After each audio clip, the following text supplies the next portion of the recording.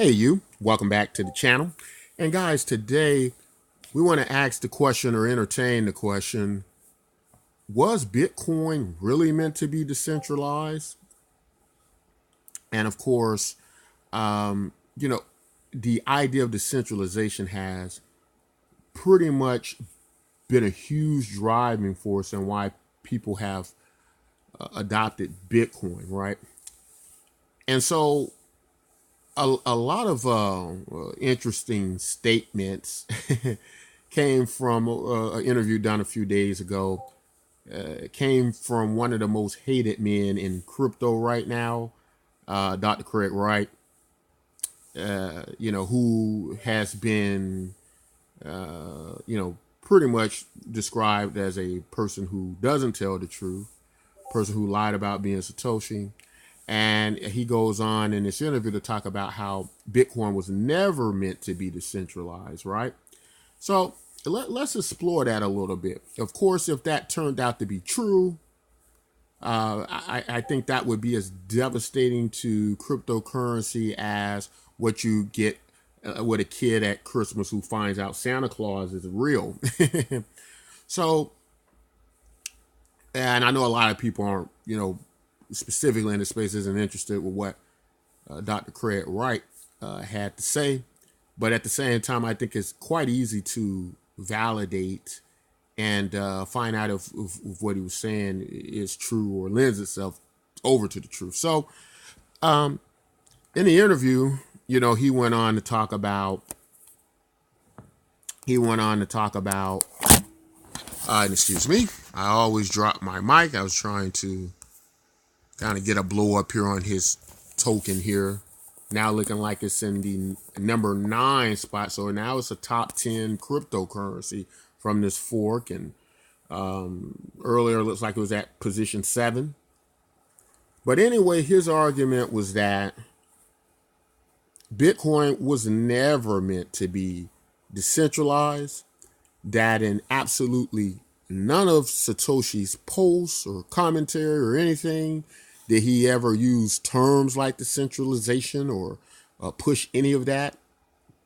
Of course, I haven't read all of Satoshi's posts and information to confirm or deny that. However, he also went on to say that the idea of people just sitting at their house with their own equipment mining Bitcoin was also really not how it was designed to work. That it was all supposed to be done in data centers. And of course, with him owning these mining operations and various things like that, and his partnerships, as a business, it would obviously be more advantageous if Satoshi's vision is that way, as he has a business that makes money in this way.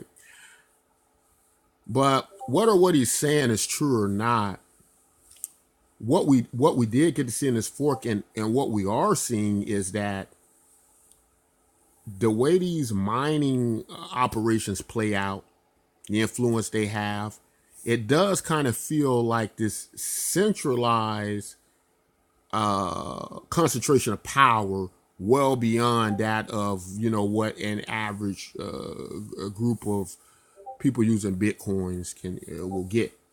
He went on to talk about how what Bitcoin has become is a type of socialist paradise, mythological ideology about what Bitcoin was supposed to be.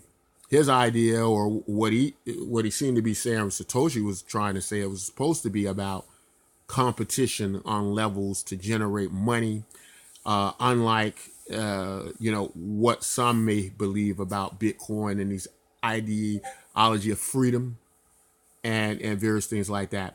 But getting back to my earlier point, as a realist, I think whether he's telling the truth or he's lying about it, we have seen what the concentration of this power can do. And I don't think, from a realistic standpoint, it's made me feel that idea of like Bitcoin is totally decentralized and that it's bringing freedom to people. On the contrary, since of recent times has just struck a lot of fear in many people, and people have lost a great deal of money.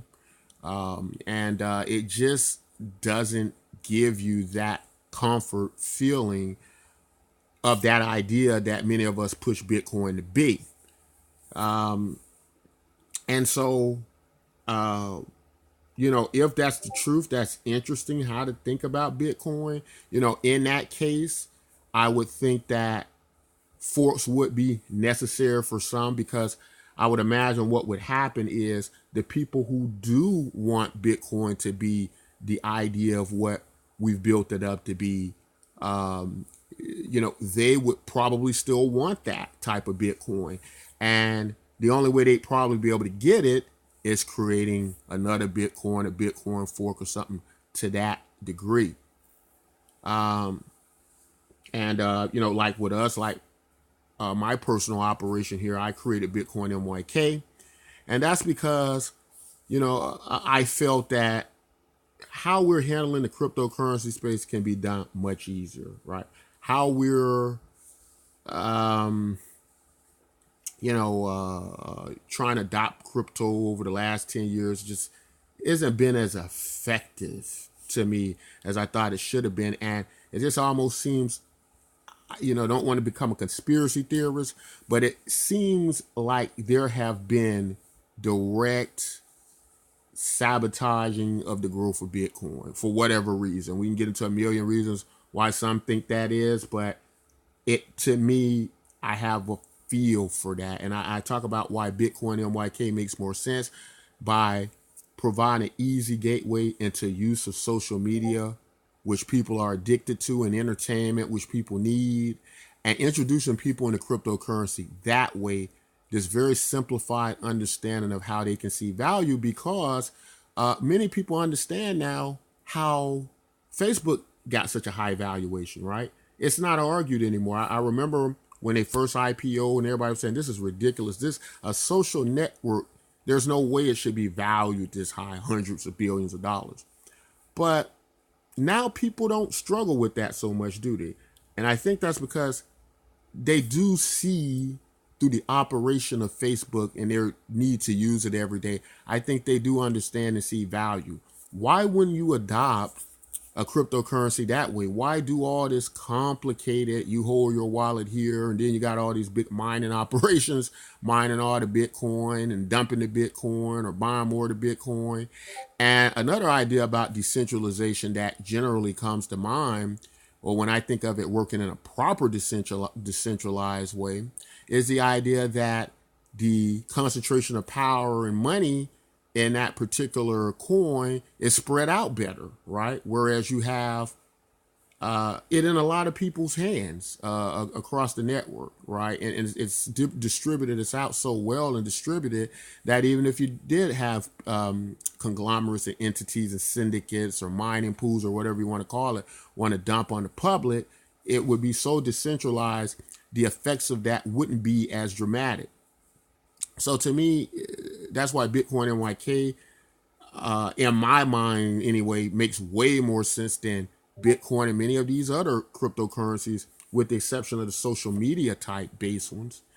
And then, of course, their problem is many of them don't market. Many of them don't have a crypto to fiat gateway, which means they're going to have difficulty getting money. It means people will have to go through Bitcoin to get money into that space. So many things to look at there. Tell me all what you think in the comment section. Is it a false narrative that Bitcoin is decentralized, or was ever meant to be? Moving on from that to a recent set of theories. It just seems like I'm playing conspiracy theorist here quite a bit today. Something I don't like to do. Never been much of a conspiracy theorist myself. I like to deal with realistic information, that's plausible, and things that you can make clear-cut determinations for yourself on, instead of endless conspiracy theories.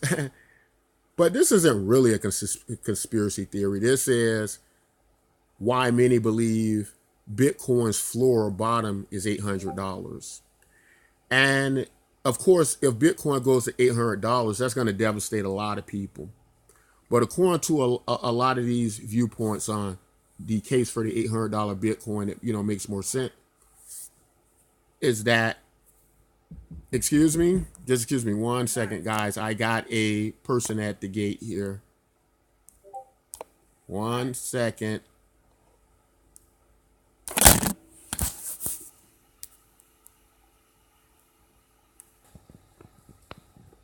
Sorry about that, guys. I'm back. But to describe the case for the $800 Bitcoin,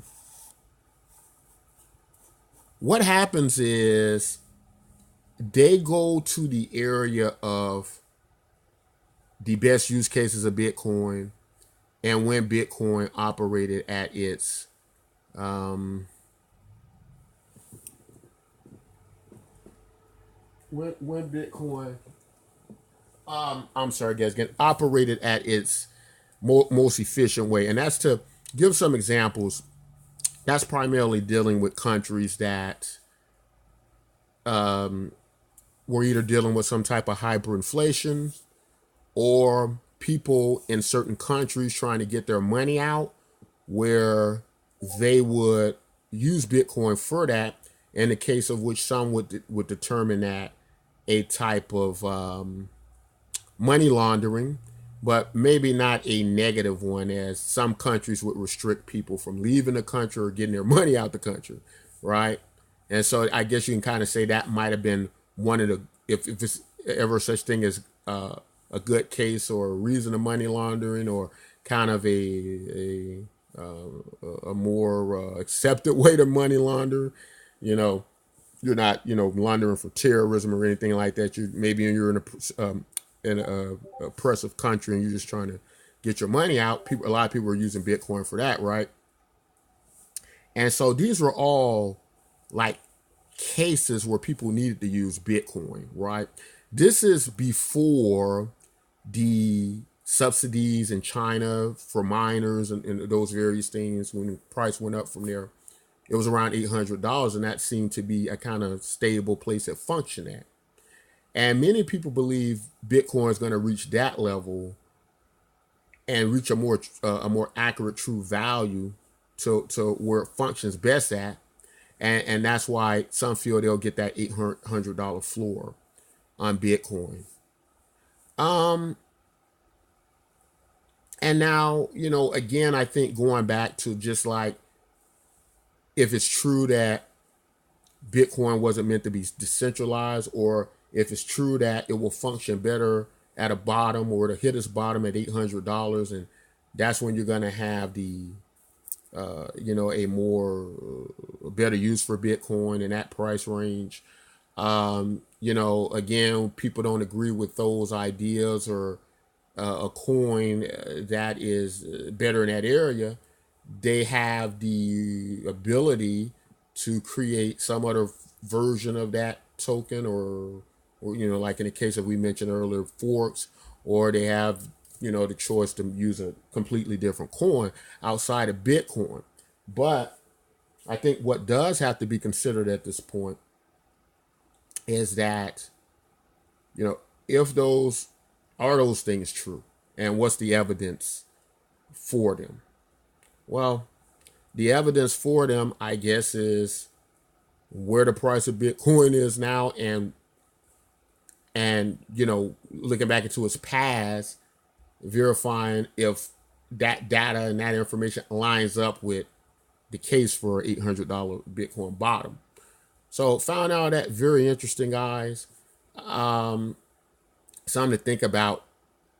Exactly, or some we should think about, and if we will see a Bitcoin as low as $800. So we will see. Give me your comments in the comment sections if you think any of this information is true or valid. Guys, if you like content like this, don't forget to like, subscribe, and until next time, take care.